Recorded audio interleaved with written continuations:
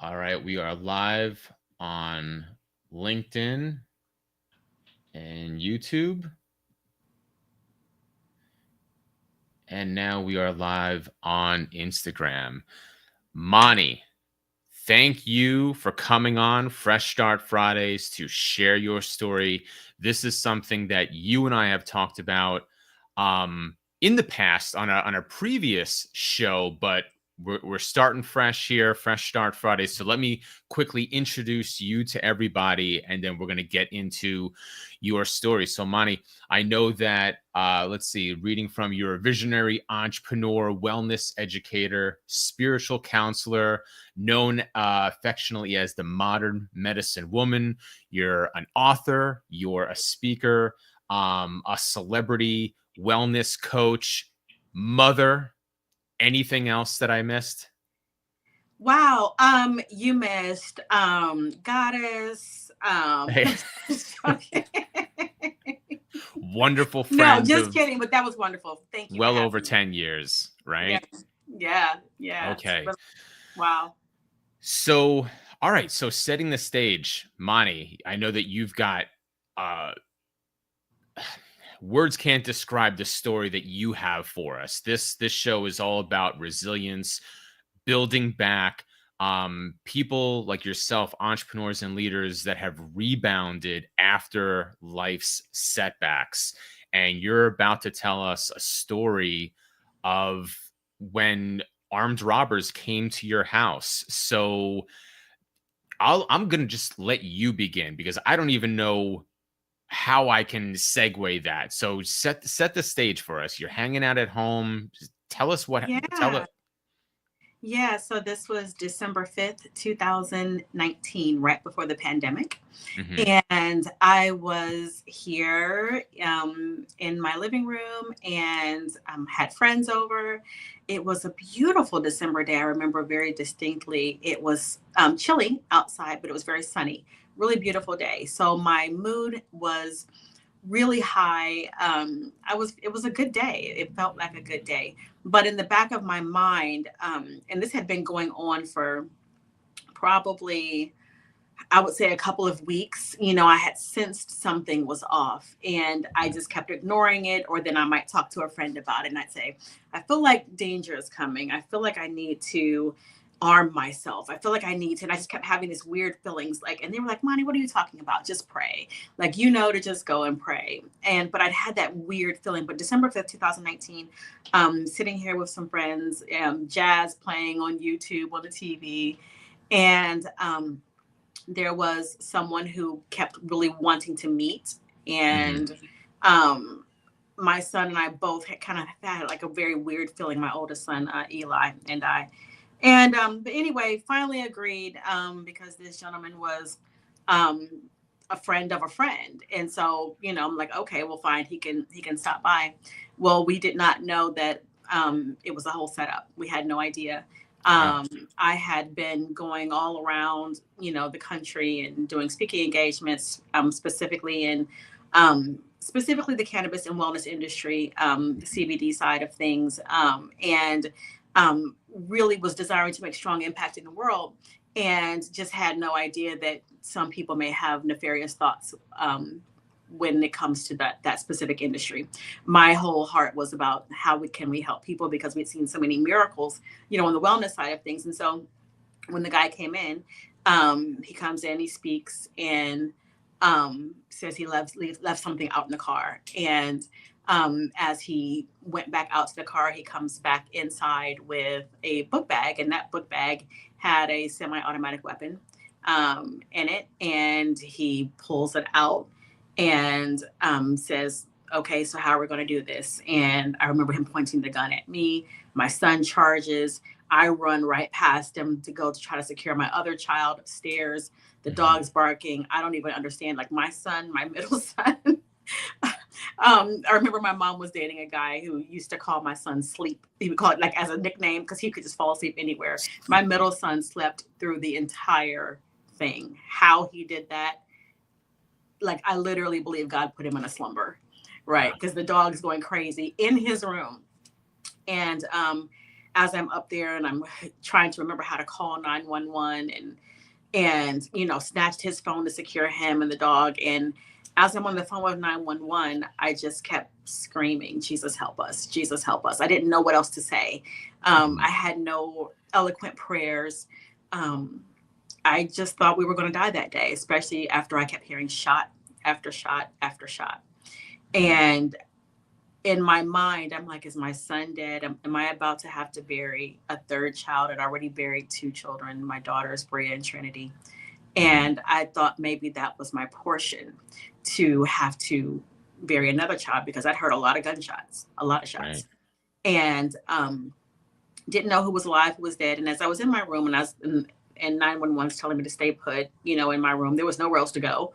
Was I going to, I didn't know what to do. And I hear someone coming upstairs, and it was my son. I thought it was the robbers who were coming to kill me. And I remember saying the prayer. I was thinking about my youngest son who was in school, Kobe. Okay, so Kobe was in school. Kobe was in school at the time. Yeah. Okay. And I just was like, okay, God, don't let him find our bodies, like this, make sure that, things are covered up. I pray that by the time the police are here, he doesn't have to see any of that they've cleared us out of there. Like I had like all of these prayers of like acceptance. And it was the scariest and most peaceful thing at the same time. And I know that sounds really weird to say, Rich, but there was a peace that just kind of came over me, like to accept it. And I think part of it is because I really felt like that I've lived a good life, that I have done well by others. I have loved people.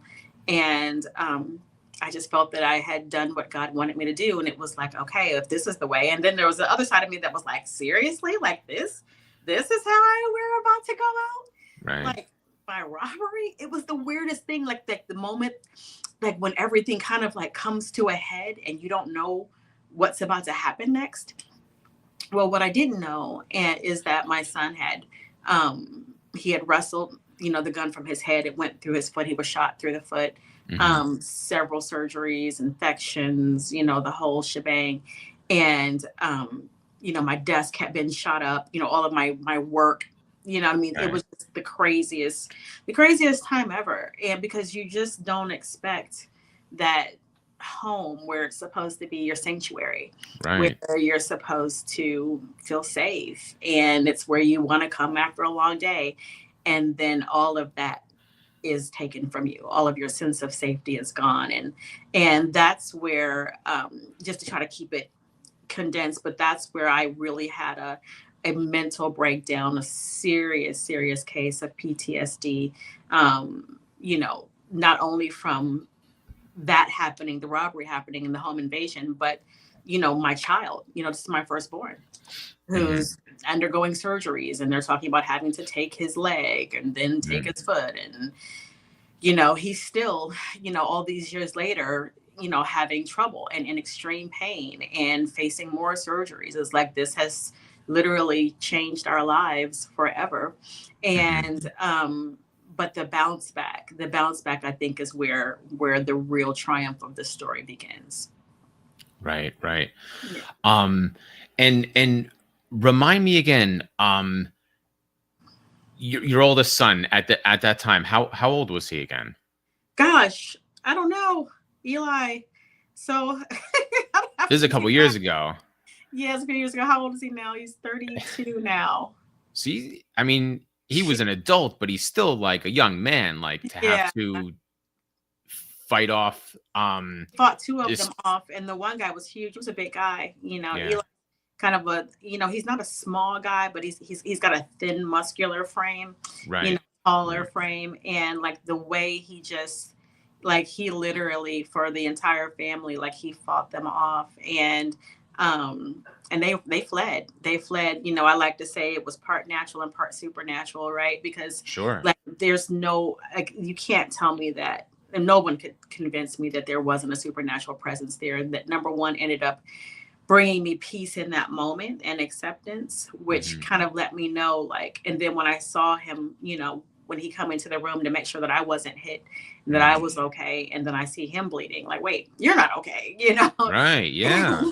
And he didn't even know, the adrenaline was so crazy. But then after he, found everyone and made sure everyone was safe, that's when it hit him, and the adrenaline kind of did its thing. And that's when he realized, and that's when he kind of, was on the floor and facing the surgeries and things to try to Sure. save his Kind life. of came back to reality and realized like, oh snap, Oh, like yeah, for sure. And that was, when you, that was a really, when I'm thinking about it right now, Rich, that was such a cathartic moment because, you know, in his first moment, his thought was, "Am I okay?" mhm, And in my first moments, of it, when it finally got that eerie kind of quiet, just knowing that he was okay. mhm, That was my relief. He wasn't okay, but you understand that he was alive, right? Because we've seen the story in so many ways for so many different people. And I was in such a sunken place for a long time. I mean, I remember I woke up every 15 minutes to the dot. I don't know how it was happening, but literally I would wake mhm. up, and I would hear a bang, and I would jolt up out of my sleep. And then I would try to, like, okay, and I'd look around, even when I was in the hospital sleeping next to him, because I wouldn't leave. I wouldn't leave his side.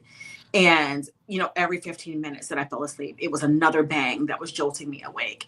And this Mhm, went on for a while of just having to recalibrate my system to feeling safe in the world and mhm. to moving forward bravely. And it was so hard. And I remember, and I know I told you this before, that you ended up calling me for one of your programs. It was called the 10-Minute Mentor. Right, yeah, yeah. And you had, like, there were so many people that didn't know how to approach me, who didn't know what to say to Mhm, me. It was like they knew that I had gone through something like super horrific. I remember putting it on Facebook and saying, house robbed, son shot, please pray. That's all I had. right. It was 6 words. And you were the first one to help me find my voice again, because I think if I had to continue to sink into that, Mhm, not feeling safe in the world, I don't know what would have happened, because the trauma and the PTSD were so intense, and the intensity of just having to find my life again, and yeah. find, it was just, yeah, it was unbelievable. So and I appreciate the shout out. And I'm gonna use this word very casually. So but I just don't have another word for it. How long was it before life got back to normal? And I use that word casually Yeah. in that, like, when you started to go out and go to the grocery store again, obviously that trauma was still there. So I'm not taking that away from the story, from the experience.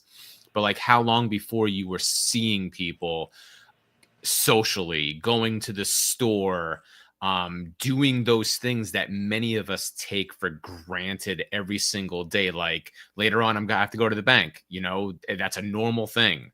How long before you were doing those normal things in life? So I did all of the normal things pretty much right away, because Okay. I knew that life was calling me to that. I didn't have the option to rest. Like Okay. a lot of mothers, we tend to do what we have to do. You know what I mean? Mhm. Even when my other children passed away, people were like, "Well, how did you continue to function?" Because I still had another child, you Sure. know, and I still had to do what I had to do. But in my quiet moments, the moments where I was by myself with my thoughts, those were the troubled moments. Mm. And I really definitely withdrew massively from people and from life, because I didn't know who to trust. Okay. I had trusted this source for the person who robbed me, and now I was questioning everything about myself. I was Mm. questioning everyone, and having communication was not, um, it was not on my to-do list, because I didn't have words. I couldn't find them. I couldn't find myself. I just couldn't find anything really. I was literally in, a place where I could stay in my room very easily for 24 hours. Like, if I've gotten my groceries on Monday, the Mhm. rest of the week, I have absolutely no problem with being in my room and nowhere else. Okay. The beauty was, I had some money, I had savings. So I didn't, working wasn't, you know, a thing. I've been a full-time entrepreneur since 2007, but because I had some extra money, that gave me some time to float. But I would say before I really began to engage with people again, I don't remember when 10-minute mentor was, in terms of like the month that it was, Rich, when you had called me. But I Right. remember like saying, I don't know if I can do this. And can you let me record this again? Like Hmm. right now we're live and I can do it just fine. But then I remember like like the thinking, the speaking, like you had no idea like what that was like to even say yes, to you. But you were the one. And at that time, the only person who had said, okay, Moni, I'm ready for you to speak. Now, of course, I ended up having like huge opportunities after that, on big stages and all that. But it was you reaching out to me that helped me kind of like realize I was drowning, because sometimes when you're in the midst of that, you don't know how underwater you really are. Yeah, absolutely.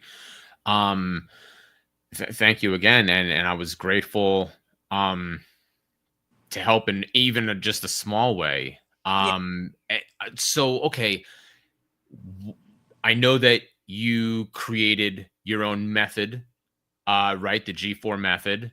So we're gonna get into that, but I'm curious, and I'm sure you told me way back in the day, like, did you create the method? Did you have any inkling while you were doing this for self? You were, going through the healing process yourself. You're going through the recovery stages. Did you at any point kind of like maybe step back and say, "Hey, I think I'm onto something," or was it just like kind of self-preservation, or just really focusing on yourself and your immediate family? What are the things that I need to do? And then after you came out on the other end, you're like, hey, I need to share this. So tell me about that a little bit.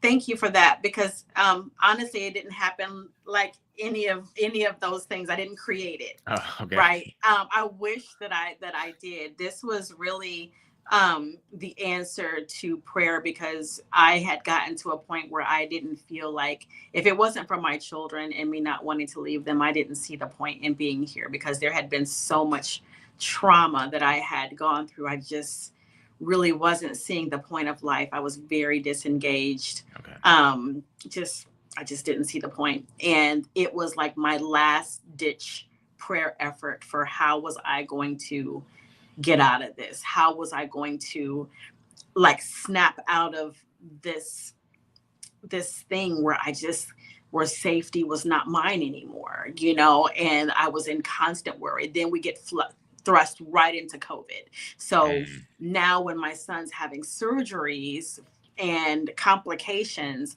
I'm not allowed to be in the hospital because of the COVID restrictions. And so I have to sit outside of the hospital. And now the process my trauma all over again, wanting to be there to, hold his hand, to pray with him, but I have to pray and then send him by himself. mhm. And so it felt like trauma, and then more trauma on top of that, because now we've got all of these restrictions, because here's December 5th, but next thing you know, it comes January 2020, we're thrust right into the pandemic. And so I didn't get a chance to breathe. And so I was telling God, like, look, I was in big prayer, and whether people believe in this or not, that's really not my concern. This is my experience, right? Mhm. And they say that a man with an experience or a woman with an experience is never at the mercy of one with an argument. And because I have had the experience of having supernatural things happen in my life, that's really what happened with the G4 method. Because I was like, look, God, I'm not going to make it. I'm just not, because I'm exhausted. I have nothing left to give, literally nothing left to give. It was everywhere that I looked, there was a problem. And I'm like, I'm not doing that anymore. I didn't want to. And so it was similar to how when I started my company Bellativa, when my son Cubby was sick, and Ah, and I was saying, okay, and God was like, well, okay, well, why are you taking him back and forth to the doctor when you know what to do? He had passed out from lesions appearing on his skin and all that. And I was like, okay, I need a formula.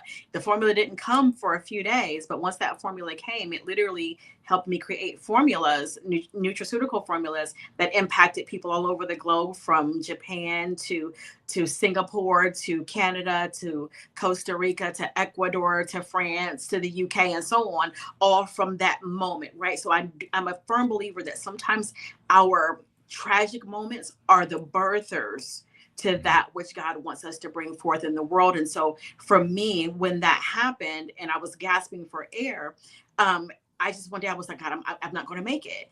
And then all of a sudden I realized when God was like, some of the things that you're doing, you're taking yourself places that in your mind that's making it worse than it really was, right? Meaning that even though it was awful, my brain was saying he could have died.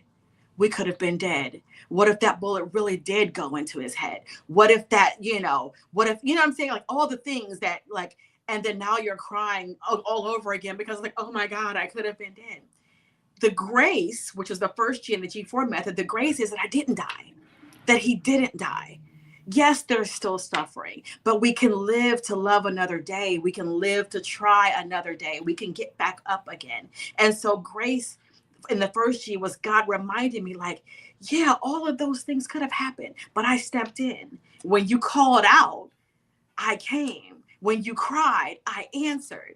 And so the grace for me now, I can apply that to other situations because all of us do it. We all overthink. We all tend to go places mentally that maybe, well, they probably think this, or I might not get this job, or do they even like me? We have all the things, right? But we come to these conclusions and that creates anxiety. Like one of my favorite definitions of anxiety beyond someone who has a chemical imbalance would be like in my case it was my obsessive need to be everywhere except for in the present moment. I kept trying to protect myself, to overthink, to go here, to go there, and none of those places were here. And right here right now I was safe, but my brain was putting me in states of panic because I wasn't thinking about the grace of God. And the grace of God, I was safe. Mm-hmm. You see?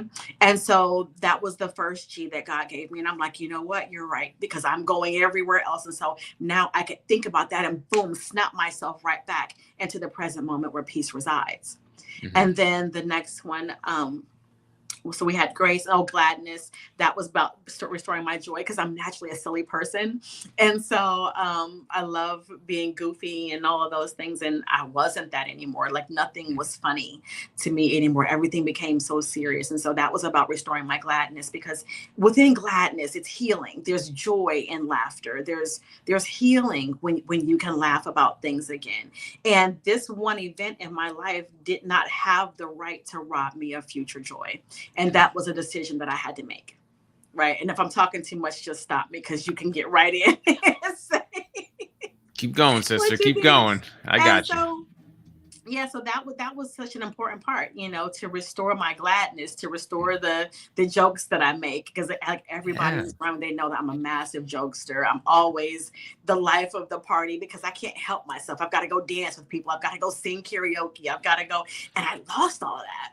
Yeah. And so anyway, so we have grace, we have gladness. Gratitude was the next one, and it was like, God, I thank you. I think that was like kind of like an anchor in going back to grace, because instead of being taken on a journey by things that didn't actually happen, that were worse, right, than they really were, and me talking about all the things that could have, and what if this, and what if that, and what if that, getting back to gratitude made me really be thankful that it didn't happen that way. And that shifted my perspective and turned it right upside down. Like, you see what I'm saying? Like it helped me to not only remember the grace of God, but be glad in it. And also to be grateful for it. I didn't know to be grateful because I went down this journey of, oh my God, woe is me. What the hell else is going to happen? Like, what's next? And I was over it. Like, I was completely over it. I'm like, I'm tired. I don't want to do this anymore. But then when I began to be grateful, I'm like, wait a minute. And I just began to inhale, like, I can do that. I began to have movement again and get my steps in. Instead of making it a chore, I'm like, I get the honor of putting one foot in front of the other, because even though there's a lot of people that aren't here anymore, there's people who don't even have use of their legs anymore. We take those little things for granted. And so I started finding gratitude in the smallest of things. And that gratitude then turned around and gave me tons and tons of blessings, because I was able to start to get my mind back slowly but surely. Because, instead of going down that path of anxiety and fear everywhere I turn, because the PTSD is no joke. It really isn't. it gave me a perspective shift. And then one of the things, the last one was grit, and I had to get super gritty rich because when it comes down to it, you know, I have a lot of fight in me, a lot of fight in me. And in these moments, I got tired of fighting. I was weak. I had no fight left, and I had to find my grit and find my fight because, you know, the healing journey is.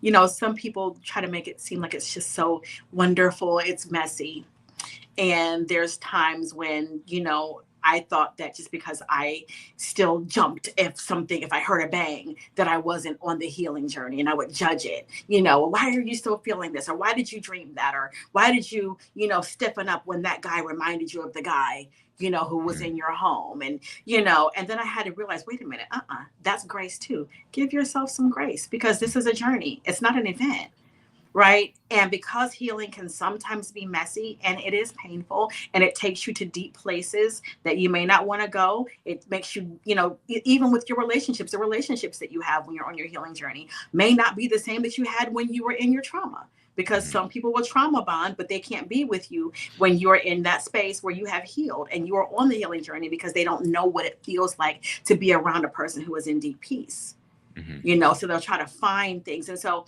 it's getting gritty means no, saying no to you, no to that, yes to you, and yes to that when it matters, right? But it's getting up to fight again and again, and not getting deterred if you got to start back over at grace, because grace, in my opinion, is a beautiful foundational place to start. Very cool. Very cool. I love it. So tell me about the book. When's the book coming out? When Yeah. guy, because I know you and I, so you and I, for those that you know, are just kind of coming upon this interview now, Moni and I met 2014, Was that when it 13. was? Yeah. Somewhere No, around there, you know, 13 yeah. or 13 or 14. Yeah. We were both co-authors in the Change Book series. Yeah. I was in book 5, you were in book 6, right? Right. Yeah. Volume 6. So that's how you and I met as being authors. Yeah. And now you are writing this new book. Yes. Tell us a little bit about the book. Is it um story based? Is it applicable? Obviously they're going to be taking lessons from it and things like that, but give us a little taste about what we can expect from this book. Thank you for that. Yeah. So, one of the most exciting things, it is story based, but it's also filled with practical application, right? Okay. A lot of times people will take a supernatural experience like what I had, and they turn it to woo woo. And this isn't what I'm intending to do. I'm intending to tell the truth, right, Okay. about what happened. But then there's other stories in there that kind of show how it's applicable to everyday life, and then how it can be used. Like, wait a minute, oops, you know, I'm going too far. Let me pull back to grace. Wait a minute, I'm complaining. Let me go over here and find some gratitude. There's so many stories in there that show you how to use this to help yourself recalibrate, because the whole point is for you to find a path to peace, right? Okay. So many of us are not living in peace in our day-to-day thoughts, let alone our day-to-day lives. Like, we can look great on the outside, but inside there's turmoil. And the G4 method is all about helping you find the path to peace. And so it's story based, yes, where I'm giving what happened and some applicable stories, but it's all about how do you have the practical application to get back here? How do I take this method and give myself a path to peace so that anxiety, fear, traumatic events are no longer running my life? I can now be in control, and I can start by giving myself that grace. And so it's really a beautiful journey. And the goal is to have it released in February Of 26. So of this 20. coming February? Yeah, this coming Ooh. February. And so we've just got a couple of little tweaks that I'm making with it, some little gifts that I'm doing for it.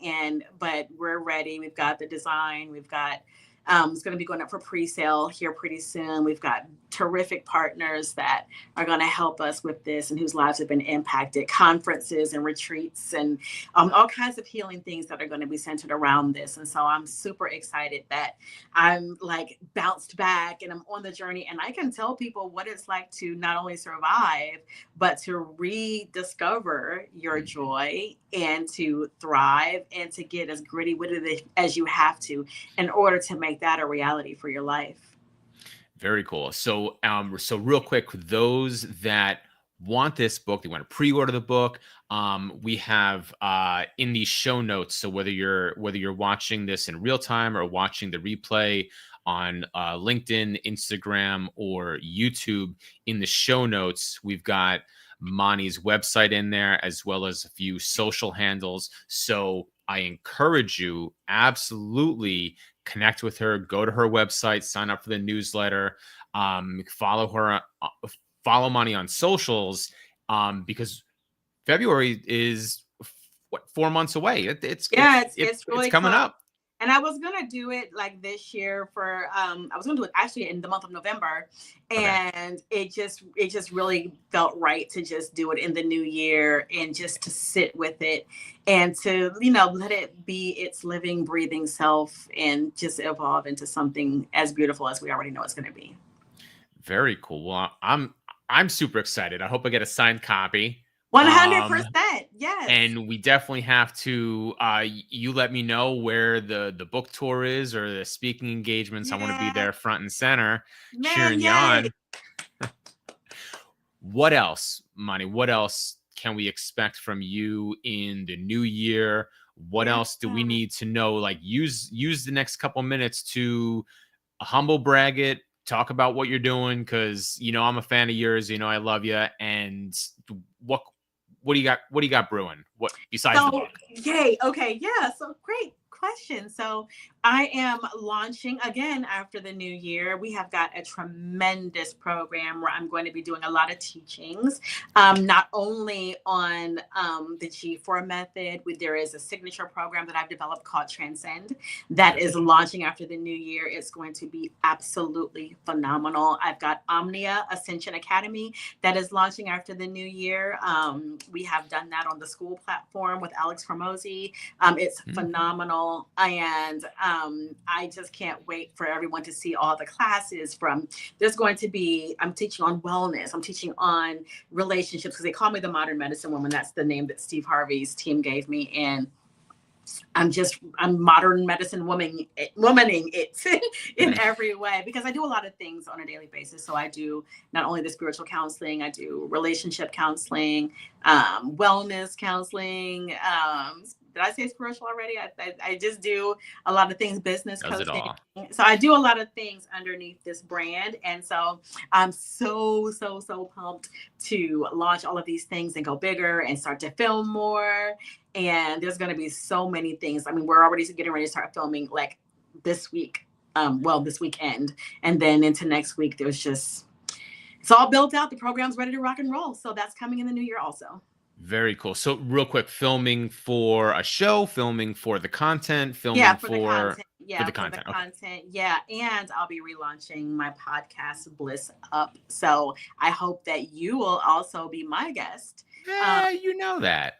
And when we get to talk to you and learn more about your story because you've bounced back and had resilience too. And so I don't want to miss the opportunity to have you share what makes you great. Well, I appreciate you. I love you. Thank you so Love much. you too. Yeah.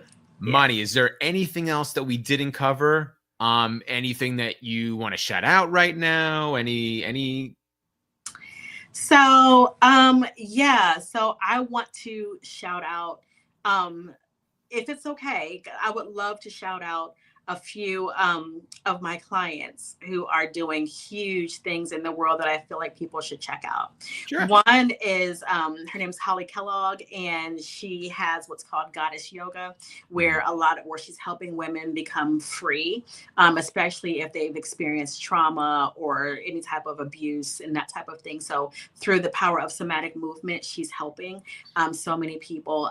Sasha Lotus, she's doing great things. So if you guys look up I Am Sasha Lotus, she's doing some filmmaking, some singing, and doing great things. Lila Lush is doing amazing things in her programs. And so all of these people, I just hope that we can create these ecosystems of opportunity to really continue to grow. And Mia Malanzi, she's another one of my spiritual daughters who is doing phenomenal things too. And so shout outs to all of them.